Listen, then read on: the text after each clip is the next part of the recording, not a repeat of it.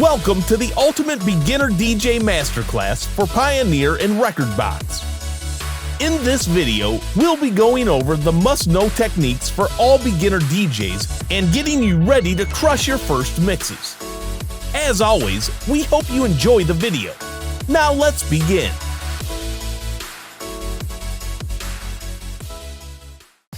Hey everyone, how's it going? Welcome to the first 10 minutes on your Pioneer XDJ-RX, XDJ-RX2, XDJ-RR, whatever model that you have that falls under this kind of category.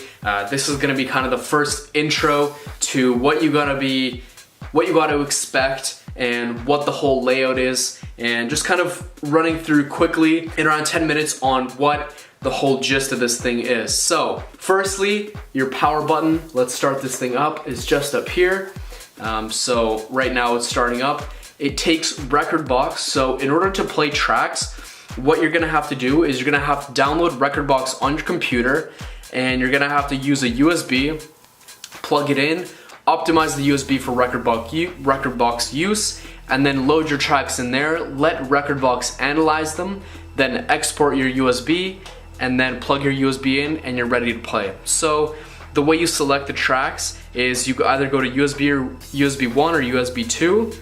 So you can also hit Rekordbox and use it off your computer. But for this sake of this tutorial, we're gonna be just using my USB 1. So I have it all sorted into playlists, but you can just do it by track, so it'll sort everything alphabetically. You can also go to menu and sort it by default: alphabet, artist, album, BPM, rating, key, genre, anything that you want. Loading up the tracks, you either select one of these buttons or you just click it and you select which track or which deck you want to load the track onto. So essentially what DJs do is you have one track playing with your volume fader up so that the crowd can hear it, and in your headphones you are loading up the second track in your second deck. So for example, I'd have two tracks like these loaded up. So what I would be doing is in my queue down here, I would have my headphones plugged in, and then I'd select my channel 2 so that I can only hear this music and the sound coming out from this deck. Meanwhile, even though my fader's down. So what does that mean? That means I can play this track and hear it in my headphones without the crowd hearing it. So that's basically the whole gist of it. And so what you're doing when you're beat matching is you have your one track playing, you get to a certain point in the track, and you have your second track loaded up in the genre, in the same key, and in the same BPM. So right now they're off 126 and 123. So in order to adjust it, I'd have to go down to my pitch tempo, and I'd have to slide it up or down. So in this case, I'd have to slide it up to 126, and then mix it from there. So that's the way you would do that. So now that they're both in the same BPM, I can mix it. So once I get to a certain point in this track, I can start queuing up my second track, hit play, and of course while all doing this with the volume fader down in my headphones. Once the two tracks are beat matched and on track with each other, and you can hear that both of the kicks are hitting through the mixing function on your headphone feature. Once those are to beat match, then you start bringing up your track. You mix it using your EQs. So if you need to cut out the low frequency or kind of turn down the high frequencies, then you can do that using the EQ mixers. So blending the two bass lines or cutting out certain bass lines so it doesn't fight with the other track in the mix, that's what this is used for. Then once that is all clear and taken care of, and you get to that other certain point in the track where you can switch the two tracks, that's when you bring down the track of the first one, and then from there you let the second track play out and then repeat. So you load your next track onto your first deck and you keep bouncing like that, vice versa. Another thing that we have on features is the beat effects. So we have delay, echo, spiral, reverb, trance, flanger, pitch, and roll. You can set that to deck 1, deck 2, or on both if you select the master. You can also select it for the mic. So if you want your mic to have a cool effect, then you can set it up for that as well. We have the time knob to adjust how much the beat effect affects the track. And then we have actually the toggling on and off of the actual beat effects. So then moving on to the other side, we have sound color effects. We have filter, crush, gate compression, and noise. These are a bunch of different effects that you use with the color knob. So there are these silver ones right here. So in order to toggle it, I'd have to press the effect and then use the corresponding color knob on whatever deck that I want to use it on. So if I want to use it on this deck, deck 1, I'd have to use this color knob. And if I want to use it on deck 2, then I'd have to use the color knob that is, you know, on the corresponding side. That's how you go about doing all these things. Next, we have the tempo and pitch sliders. So we have the tempo select here, so how much your tempo increases. You can select it here, and then from here you have the pitch sliders. So if you go down, so meaning you go up, then it slows down the track. If you go up all the way, it slides up. So from there, you align the tracks to be the same BPM for mixing. So let's say this one's 125 and this one's 124. I'd bump this one up to 125, or I'd bump this one down to 124. It depends on what track is playing. So if a track is playing, you don't want to be adjusting the pitch for that track. If you're going to be mixing in a track and you want to have it at the same BPM, by all means use the pitch and slide it up to whatever tempo that you need it to be.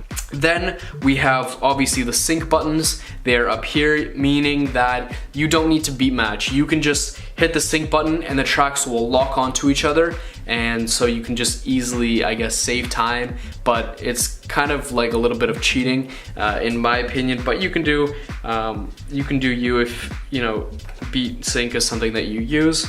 Then we have jog mode, vinyl, then we have the vinyl speed adjust. So when we hit play and then when we hit stop, that's the speed at which the vinyl, so the track stops. So right now I have it playing and you hear that it has that kind of stopping phase. So I can adjust it. So if I turn it up all the way, it'll start up super slow.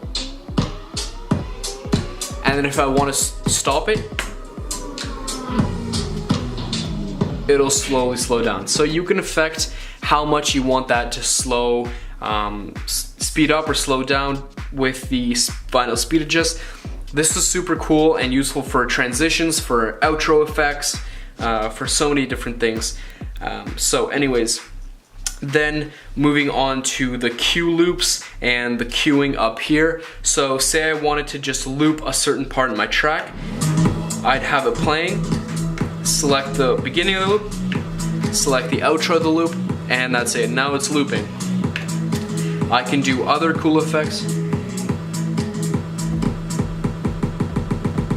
meaning I can do cool outro effects and things like that.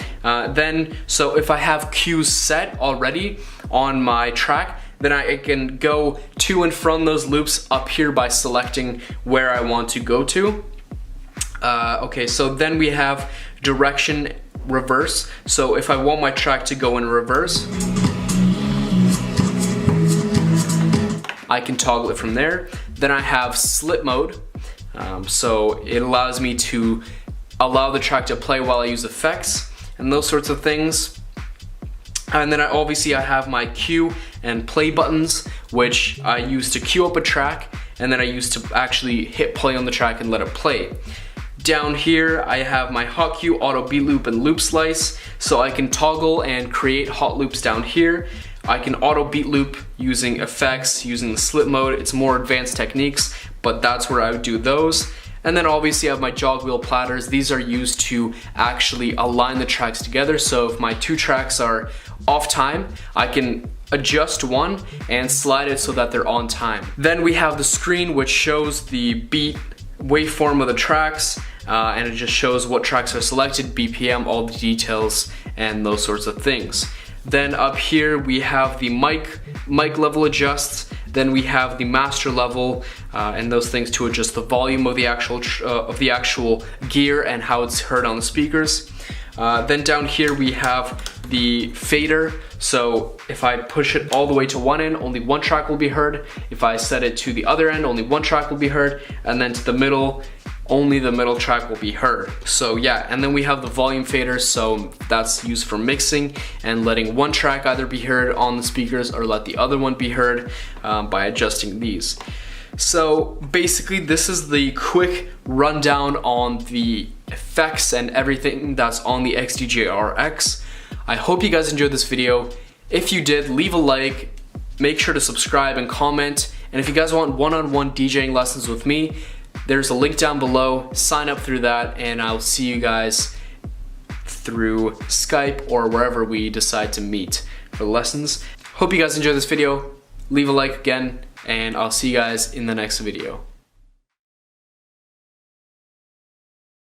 Alright guys, so in this video we're going to be talking about the infamous sync button. What are the uses for it, when should you be using it, and what are the different functions of it, and how it can help you in your mix sometimes when maybe you're in a bit of a tricky situation and you need help to get out of it, or you're behind on your mix and you need to just, if you don't have time to adjust the BPMs, fine tune them and everything like that, and beat match them or anything like that, then sync could be a helpful little tool that can help you. So sync is just found either on the right of your platter or just above it, or beside it somewhere, but it's usually located on the decks or beside the decks of whatever controller or console that you're using. Essentially what BeatSync allows you to do for mixing, so say I have a track at 128 BPM and then I have another track at 125 BPM. So normally I would have to go and adjust the BPM of my track down here, but when I have sync on, it automatically adjusts the BPM of my second track to the BPM of the first one. So I have my first one set at 128, and as you can see I have my second one set at 128 as well, but up above you see it at 125. So it automatically adjusts the BPM for you in that situation. So this would be helpful, say if you just chose your track, you're in an emergency looping situation and you don't have time to go from 130 to 125, slide it all the way down and stuff like that. Maybe yours is set at +6, so it won't even get below 124 from 130 or stuff like that, and you have to go a considerable amount of BPM down, and you don't have time to switch the amount and then adjust accordingly and fine-tune your BPM. So in that situation you can press sync on,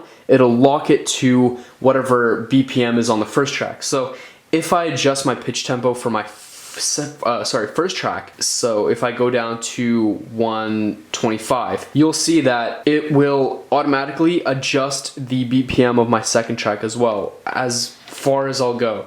So if I go +10 down to like 115, it'll go to 115. It adjusts at the exact same time. So that's also a useful technique for that one. So another thing is that when I have my first track playing and say for example my timing is a bit off, I'm having like a little bit of an off day where anything that I do I just can't get the timing down, maybe I'm a bit tired or it's towards the end of the mix or something like that and I have a 3-hour set, then using sync would allow me to have a little bit of a lazy timing situation on my hands, but it would lock the beat right onto the other, right on top of the other beat, using the quantize mode and whatnot. So right now I have the build up playing of the first track, and so I have both of them set at the same BPM, 128. So I'm going to show you how this works. So say my timing is off for a little bit of a second, it'll snap it right to the beginning of the beat grid. So again, I'll wait a little bit, right up until the second part of the drop. So see, it will snap it to whatever beat grid, even if I'm a little bit off, or I'm in the middle, or between two bars or something like that, it'll automatically snap me to that beat grid. It will either shift it forward, shift it back, but it goes to the nearest beat.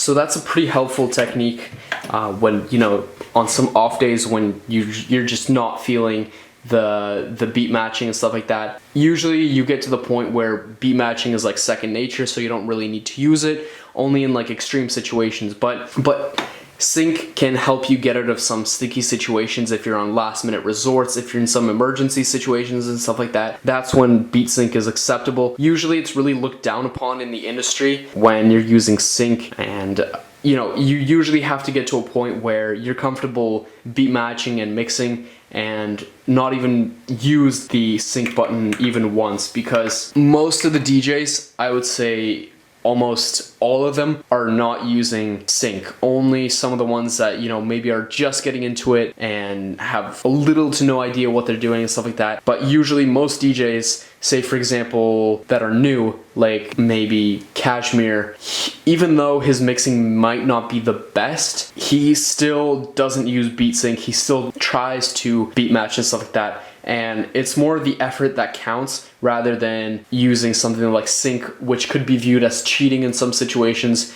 because you're not actually doing the mixing. And even though you're just playing two tracks, really, it doesn't get really easier than that, than playing, you know, pressing Q and play and just playing around with the EQ knobs. It's not like playing the piano or something like that. So making DJing even easier is seen as something that's, you know, not really respective of the whole art of DJing. So it's really important to limit your sync use, and in most cases probably never even use sync, because you can get to the point where beat matching and all that sort of stuff is like second nature. But in case you do, those are the main functions of the sync. So yeah, use them really sparingly, but just know in mind that beat sync is a little bit looked down upon in the industry. But anyways, so play around with the sync buttons, but not too much. Know what it's for, emergency situations, and yeah, so let's move on to the next part of the videos. And in today's video, I'm going to be doing a kind of simple one. It's on how to beat match. Beat matching is basically the core principle of DJing, and it basically means for you to lay the two beats of a track on top of each other so you can smoothly transition from one to another. And beat matching is basically just having each of the beats kind of aligned together. So I'm going to be teaching you guys how to do it now. Basically, for beat matching, the things you want to really pay attention to are the tempo sliders. These are basically going to adjust the pitch of the track, take it from whatever BPM you need it to go from to align with the other BPM of the other track. Next, you're going to have your Q button, and this is what you're going to be using to time your transitions and your beat matching. Now, this is an essential part to beat matching, to use timing to your advantage. So these two channel buttons are helpful for knowing which channel is going to be going into your headphones. And basically your headphone jack is going to be just over here at the bottom. On most CDJs it's at the bottom of the mixer, I believe, and on different kind of controllers they have them either on top or just to the side somewhere, so you can definitely find it in there somewhere. The headphones that you use and the channel kind of coincide to each other, so whichever channel you choose, that's the one that's going to be directly inputted into your headphones, and that's what you're going to be using to basically beat match. Some controllers have and some don't, but basically you'll have your control screen where you can see the beats and the bars that show where the beats are, so you can kind of beat match visually. But basically all you need is just your headphones and whatever channel, and of course your jog wheel. So your jog wheel is going to help you to align the two tracks once you've started to play them, and you either spin the jog wheel clockwise to kind of speed it up or counterclockwise to slow it down. You also have your option to sync it, but we're not going to be using that. That's more for beginners or people who don't really want to beat match and just take the easy way out, but no judgment, just so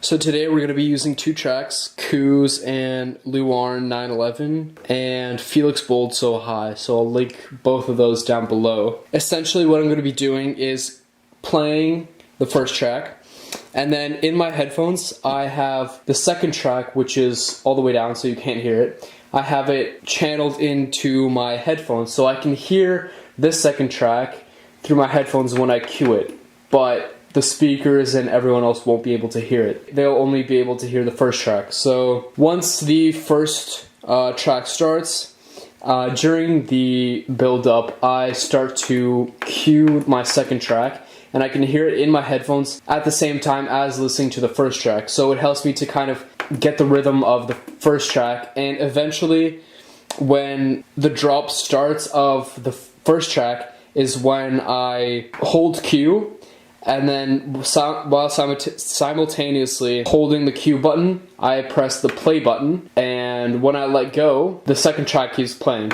So it's a really helpful technique. Or you can just simply cue the button and then hit play, and that's it. When I hit the play button, I'm gonna start to listen in on how the two beats are matched inside my headphones, and if they're aligned, I leave it alone, and I kind of turn down the low frequency knob, and I like to turn a little bit of the high frequency knob, sometimes not always, but for this one I'm going to be using just the low frequency knob. And then I turn it down when it's both aligned, and then I start to bring up the faders, so now the crowd can hear both of the tracks playing at once. And then eventually, depending on what kind of track you're mixing, you either want to switch the two basses immediately at some kind of point in the track, or you just want to kind of blend the two bass lines in if there's no bass lines in, you know, one of the tracks, or the bass lines don't conflict with each other. For these two tracks, both of them are at 124 BPM, so I won't have to be using the pitch sliders, so that's okay. And yeah, basically that's it. Also for the headphones, you can either have it so you can only hear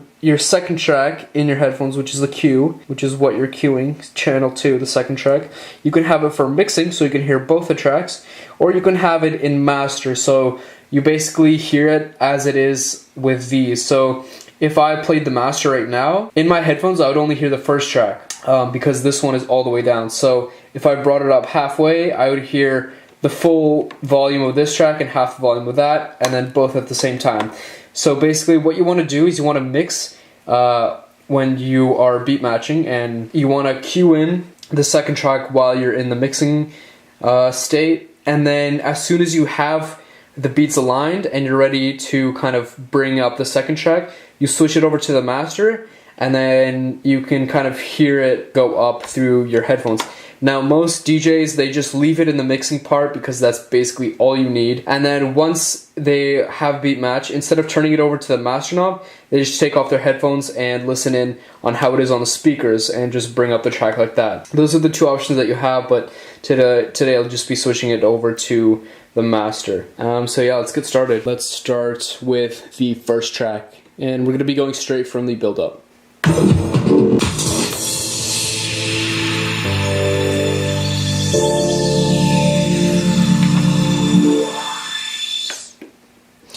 So yeah, that was beat matching from the first track to the second one. Basically what I did was started this track, had it in mixing state, and I queued up the second track in my headphones. Once the beat had hit, I pressed play, and then I eventually, from there, I kind of, you can either hear when the beat of, when you either hit the cue button too late, or you hit it too soon, and then from there you can adjust using the jog wheel. Once you have them both aligned, you switch into the master, or you just take off your headphones, and then you bring up eventually the second track until you can switch the basses and just completely cut out the first track and move on to the second one. So I'm going to be moving on and showing you two other examples of tracks with different BPMs. So moving on, I'm going to be using a track from one of my good friends, Silence, and it's one of his IDs, but it's now out, so you guys can check it out. And I'm going to be using a second track, Mismo Modern City K-Blade Remix. And as you can see, the first track is at 124 BPM, while the second track is at 128. So in this case, what you want to do is either bring up the first track to 128 when you're starting to mix, of course. But if the first track is already playing and it's at 124, then obviously you want to go to the second track and bump it down to 124. So now that they're both at the exact same tempo, then you can start going into your beat matching. Now, what's different when you use the pitch slider and slow down or speed up a track when you're beat matching is that it's gonna play faster than it is, and sometimes the sound is gonna be a little bit off. What you want to make sure is to have them at the same BPM.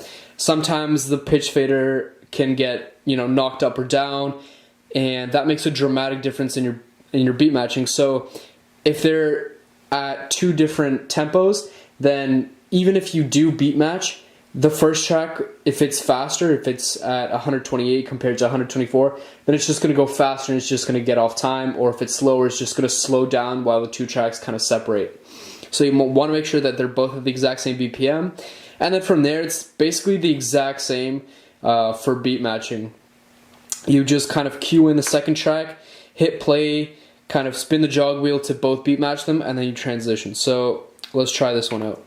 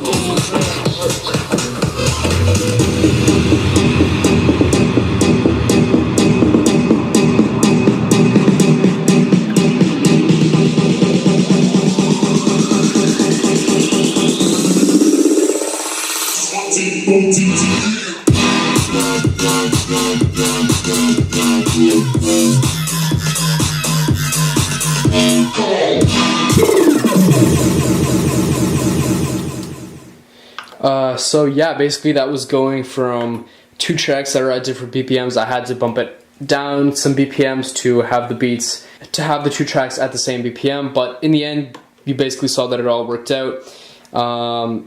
Through my transition, it was slightly off, but then through kind of, you know, using the jog wheel to adjust it, I got it back on track and then eventually transitioned it into the second track. So that was a tutorial on beat matching. It was kind of a beginner's one, not really that in depth, but nonetheless, I hope you guys enjoyed and hopefully it helped some of you. So if it did, make sure to let me know down in the comments below. And if you guys have any more questions, also leave them down below. Make sure to subscribe, follow me on Instagram and on Facebook, and yeah, just share this video around. Peace.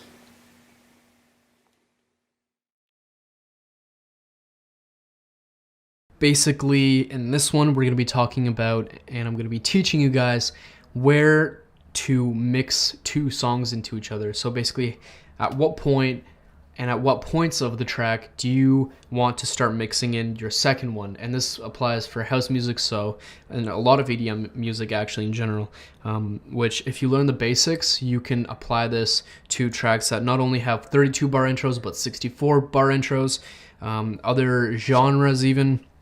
So this is basically the fundamental knowledge that you have to know when you're DJing these house tracks. So in this specific case, I'm going to be using bass house tracks, both at 126 BPM.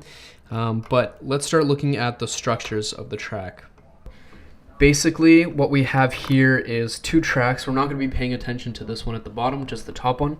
So this one has a typical intro to a track. It's 32 bars long, so 30 seconds.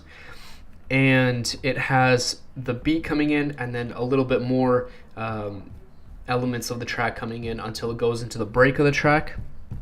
Then the break goes into an extended break.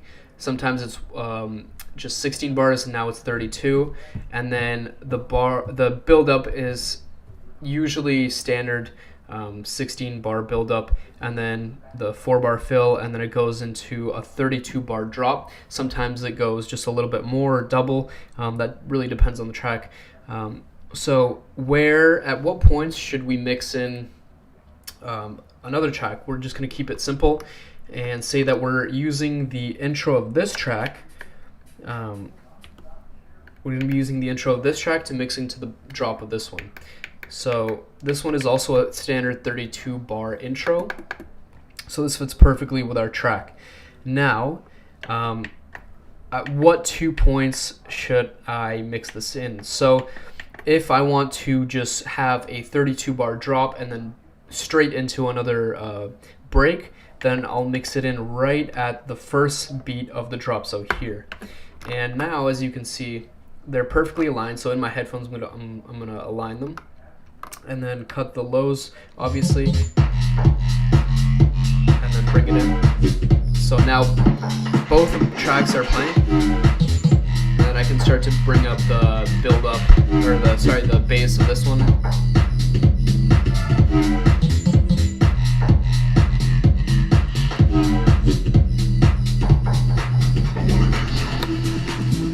So now, after that transition, I'm into it's the build up. So this track actually goes straight into the build up, but usually goes into a break.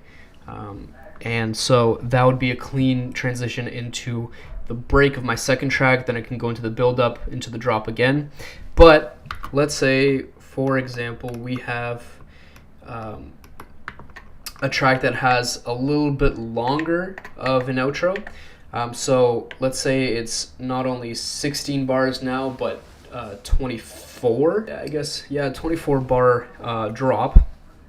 So that means there's an extra little patch at the end of the 32 bars. And so what I can do here is actually mix it into either the beginning of the drop or 8 bars in after the fill.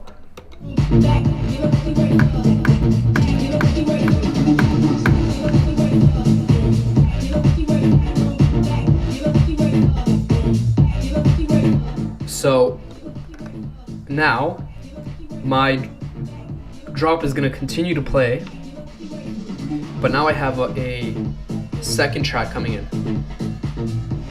And this way I can work it in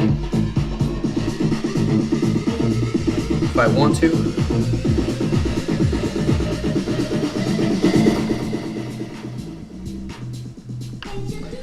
And it goes into the break / build up of the second track.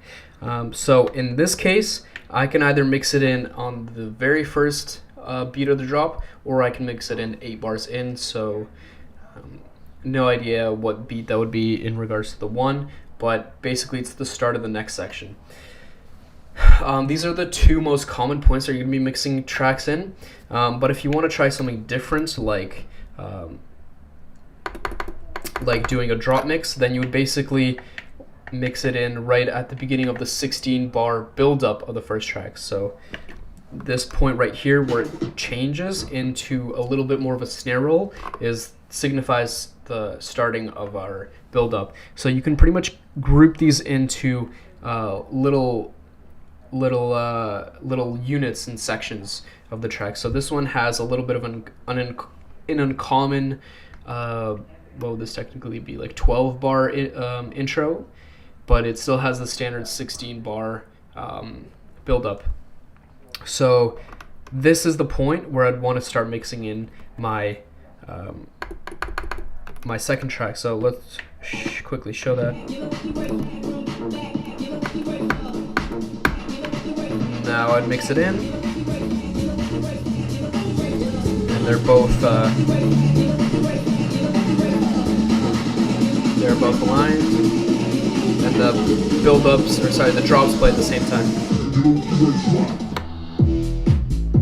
And then I can just put one down and have whichever drop playing. So in this case, my second track.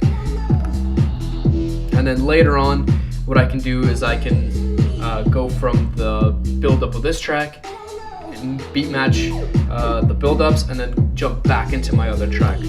So there's like some cool little tricks like that. So if you want to drop mix, you mix at the beginning of the build-ups. If you want to mix it in after the drop, you either hit it on the first beat of the drop or 8 bars in. Sometimes if it's a 64 bar drop, then you can mix it in at 32. So just know that you have to have 32 bars before the end of your drop. So if there's only 32 bars, you got to mix it in right away. If they got 24, then you can mix it in either there or there. Or if it stretches to 64,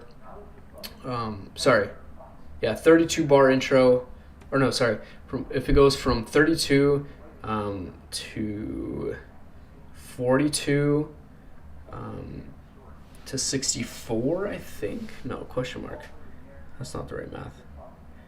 But anyways, so the more of the drop there is, the more points you have to mix in your intro of that second track. So yeah, those are pretty much the positions and the basics of where you mix in your different house music. I won't get into the more specific and more complicated ones in this video, but I can do them in a later video if you guys like. But anyways, hope you guys liked this video. Hope to help you out. Let me know what other kind of tutorials you guys want to see on this channel, and I'll see you guys soon. Peace.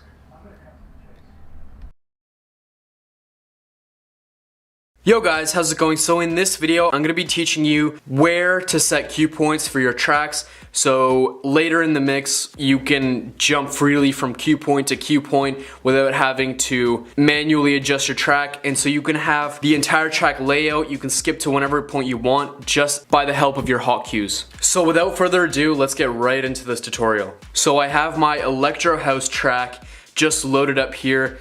Let's zoom into this point and I'll show you guys where to set the cue points. So your very first cue that you should be setting is of course at the very beginning of the track, and that can be just used by the cue button that's right above the play button. So your first one should be set there just because that's where you're probably going to be most likely going to be beat matching from if you're going to be beat matching the track in from the intro.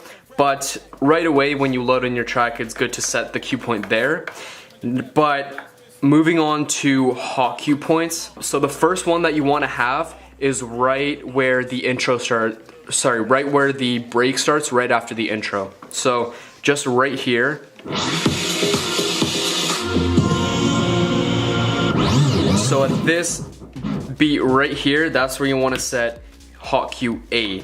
Now a bit of word about setting hot cues. You can do this in your record box or in whatever DJ software you're using preset. So right when you're loading your new tracks in, you can go through and set the cue points from your actual laptop.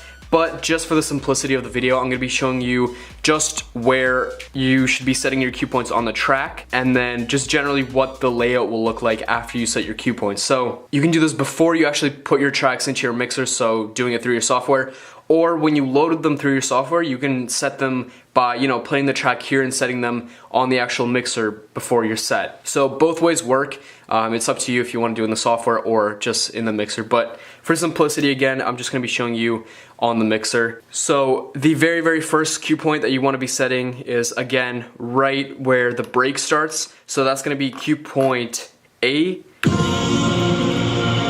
So right when you press the cue point, it just goes straight to the break, no matter how many times. Yeah, that one's really good because say this is the first track that you're starting off with, and instead of just going through the entire intro, you just want to start straight off from the break, or filter it in.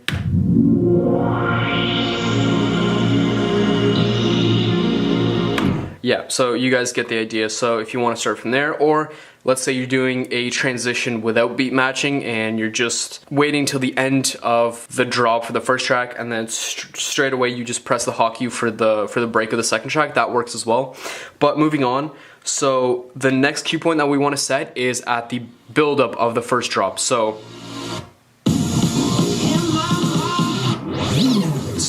I know that the cue point is actually right here, so B, I'll set B over here. So this one's actually pretty easy to spot. All you have to do is listen to the track and see where these different parts are, but of course the build-up is characterized by the snares.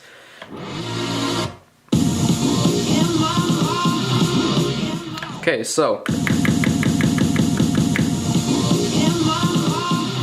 we have the build-up set to the B cue point, and so in what situation would I be using the build-up hot cue? In what situation would I have to just press the hot cue and use it for mixing? So this would be especially useful for drop mixing. So say I have one track that's currently playing right now, and is going into the break and I don't have enough time to, you know, whatever, select my track and get it to whatever point, I can load up my second track and I'll know that the B hot cue down here is straight for the build-up. So all I have to do is wait for the timing on where the build-up of the first track lines up with my timing of the second build-up. Basically, I would let the first track play out right when the build-up starts. I hit my hot cue B for my second track, and now both build-ups are aligned, and from there I can just beat match it in, make sure they're on time, and then I can start my drop mix transition. So anyways, that's hot cue B.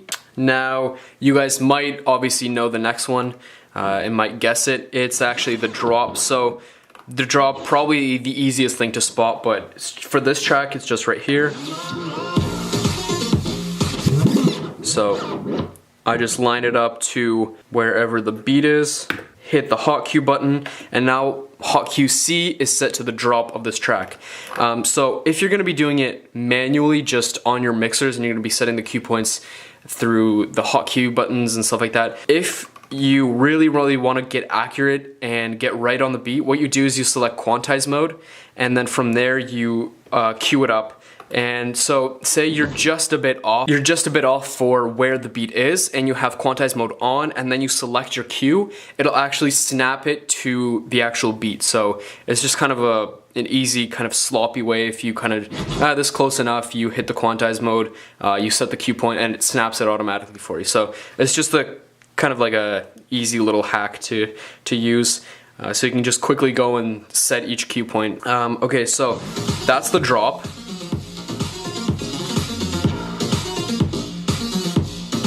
Now, what situation would you be using this cue point? So say that I have one track playing and I'm trying to select a new track, but I don't really know what will go well. Say that I'm just mixing, you know, having an impromptu mix where I'm just playing one track after the other. I don't really have anything planned out for a set. I can go select a new track, skip right to hot cue C, play the dropout in my headphones so I can hear, will this vibe with the current track that I'm playing? So if it, you know, I have this track loaded up, it's straight from the beginning. I'm not gonna go and I'm not gonna start spinning or trying to search in. What I can do is I can have the track loaded up and then go straight to hot cue C, hear what the drop sounds like, and from there decide if I want to use this track or not. So that's basically the use of hot cue C. So far we have the break, the build up, and the drop, and now of course the last one is the next build up, so the second build up of the track. So right here we have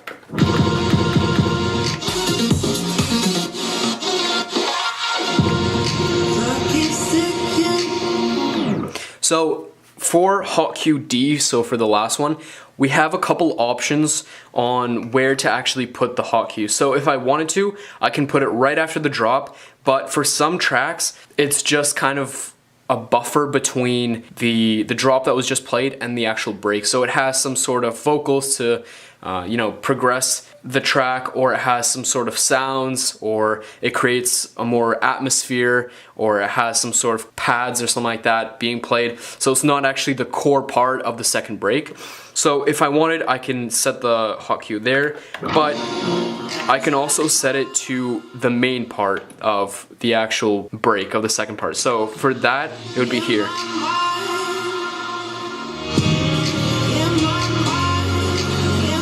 So as you guys can hear, it kind of goes into more, it has a piano bass in it, it has more of a bass line. So if I wanted to start mixing in from there, or if I wanted to cue up that point right away, I'd probably set it there. So it just depends on your preference where you want to be mixing from. So if in case I wanted to do a mashup with this part, anyways, I'll have it set to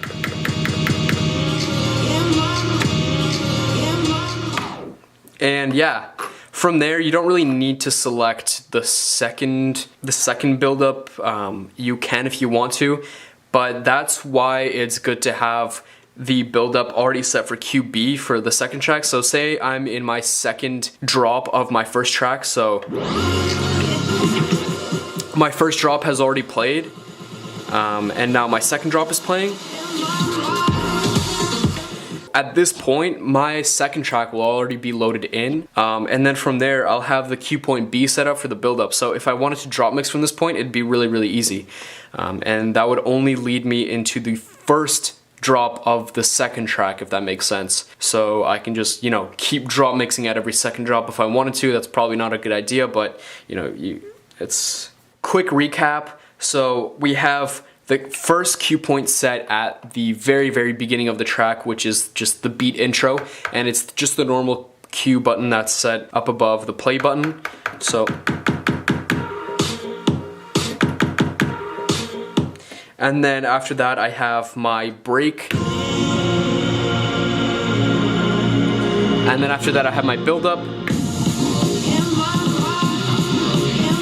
and then after that I have my drop,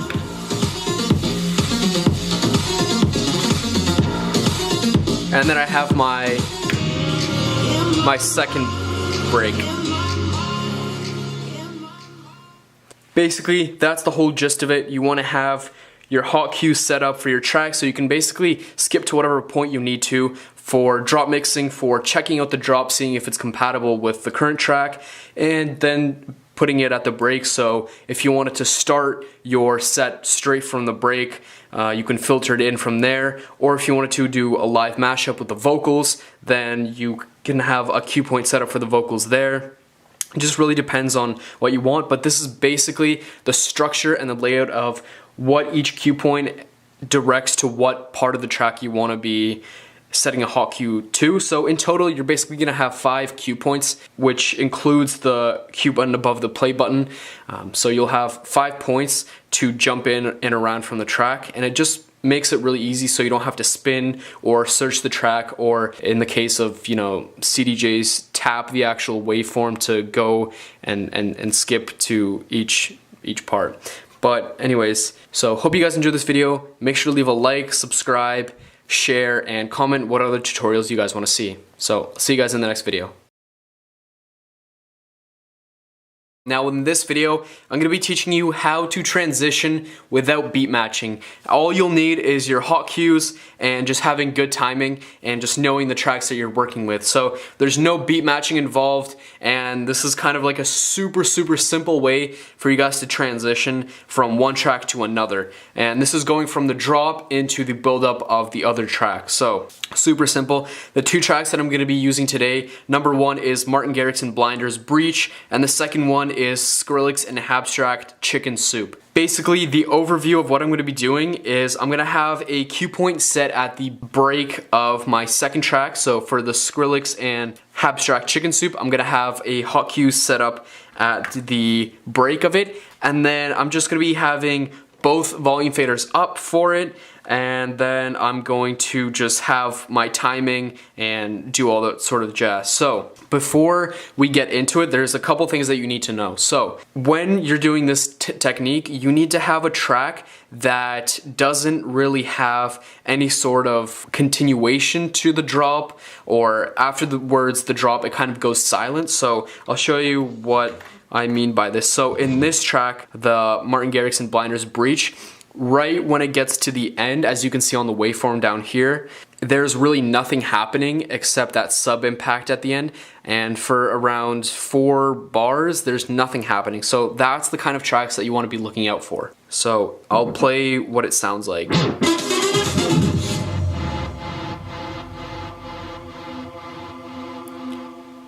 So as you guys can hear, there's no vocals playing, there's, you know, nothing, obviously. So that's the kind of track that you want to have, that you're going to be mixing out of. Now the reason for it is because if you do this simple trick and transition, when you have something that's being played after the drop, it won't work as well, and you'll need to kind of, you know, work around it, either echoing it out or filtering out the first track, which I can cover it in a future video if you guys want a simple way to transition from any track. But this is just one that you can use when you have an ending like that that doesn't really have anything. So basically, I'm gonna have my drop play out of my first track, of the Martin Garrix track, and then so if I go to my Skrillex and Hab track, right here, I've set a cue point at where it starts, you know, the vocals of Chicken Soup. So I'll let you guys hear it out. Spice girl in the coupe, so sick. Yeah, so I have it set right there. This is right after the intro, so it's at that point right there where I set this hot cue. I'm just gonna be voicing over what I'm gonna be doing, so let's start the drop of the Martin Garrix track.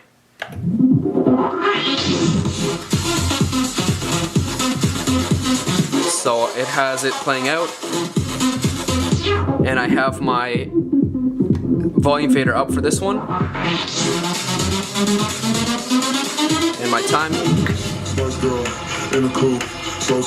and then I just filter out, decrease the volume, and that's it.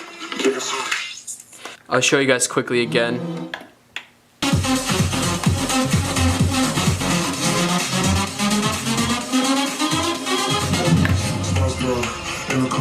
So sick, chicken soup, walk in, kill the room, so sick, chicken soup, spice girl, in the coupe, so sick. Yeah, super simple. You guys can use it with basically, you know, any house tracks, dubstep tracks, any tech house and stuff like that, that are in the same key and that have that sort of empty area after the drop, which a lot of the tracks do. Some don't, but if you guys want me to cover a more advanced tutorial where I can use this technique, but in, you know, more tracks that don't really have this sort of ending that you can transition into a whole bunch of others, let me know and I'll get started on that video. But in this case, hope you guys enjoyed this video. Super quick tutorial. Make sure you guys like, subscribe, and let me know what other videos you guys want to see in the future. But yeah, peace. So in today's video, I'm going to be showing you guys how to mix future bounce music. Now, future bounce music is a type of new genre that's coming up. It started to rise in popularity around 2016, 2017 especially, and I'm pretty sure it's going to be on the rise in 2018. And mostly, if you guys have ever heard of artists like Mike William, Mesto, Brooks, and now Martin Garrix, you pretty much know this genre.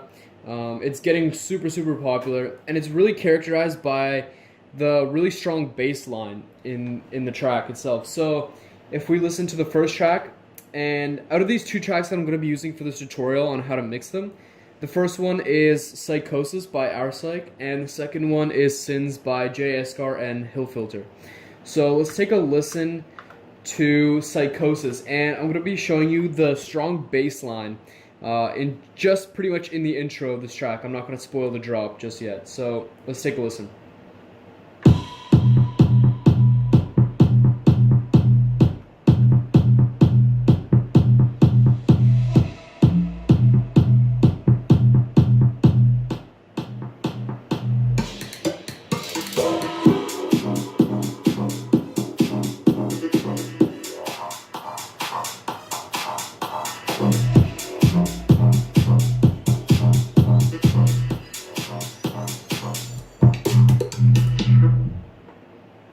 Yeah, so that was the bass line of Psychosis.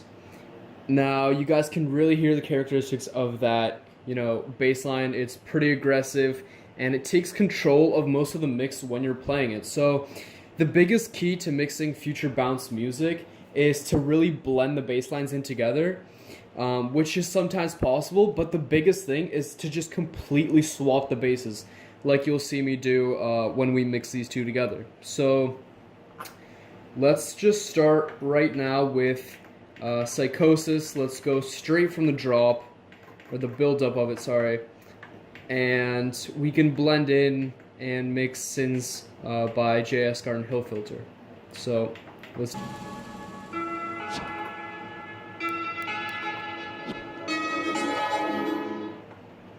Yeah, so that was basically playing from the drop of Psychosis by Our Psych and mixing in Sins by Jay Eskar and Hill Filter. Now, what you saw me do there basically is, like any normal mixing technique, I'd wait pretty much 8 bars after the first drop in Psychosis, I would cue my track in, my second one, and then I would, you know, either hit Q and just see if that's the right place. And actually a small trick that you guys might not know is when you press the Q button on pretty much any console, any controller, any CDJs, when you press it and hold it and then simultaneously press the play button and then let go, the track will still keep playing. So this is pretty much the trick that I use when I DJ, so I pretty much don't have to go and mess up the timing if I keep on pressing the Q button and then switch to the play button.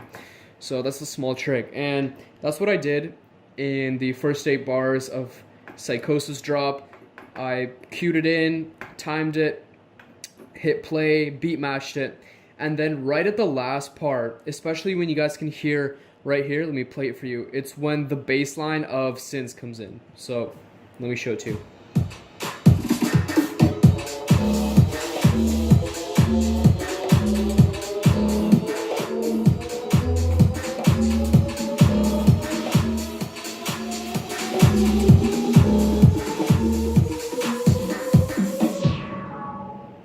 So yeah, that's the part where the bass line is really, really prominent in the track.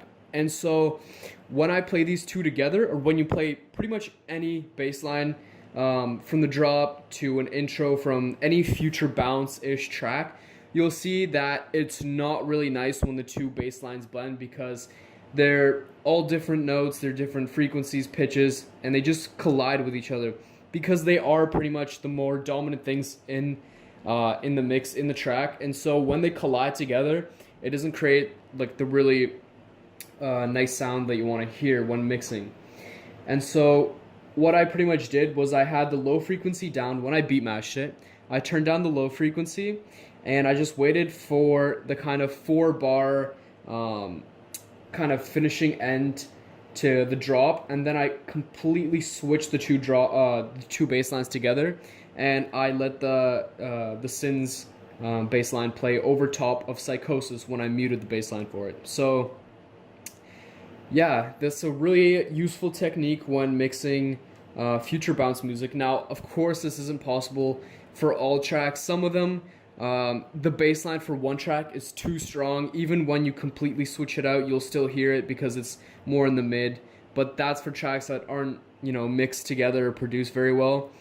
But yeah, if they're produced well, the bass lines will be kept in the low frequency, and there will be some hi-hats and some sounds that'll be in the high frequency. So as you heard me switch the bass line to Sins, you could still hear some of the small like effects and some of the small sounds that Psychosis has in its track through the high frequency, and that really allows you to hear both tracks but know that the second track is coming in through the bass line. So yeah, hopefully you guys enjoyed this tutorial. If you guys want more, make sure to hit that thumbs up button. Let me know in the comments down below, subscribe, share the video, and yeah, just let me know what other kind of tutorials you guys might want to see.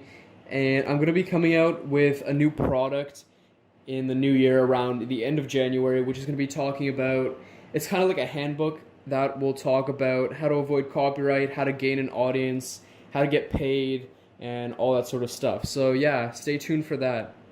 Peace.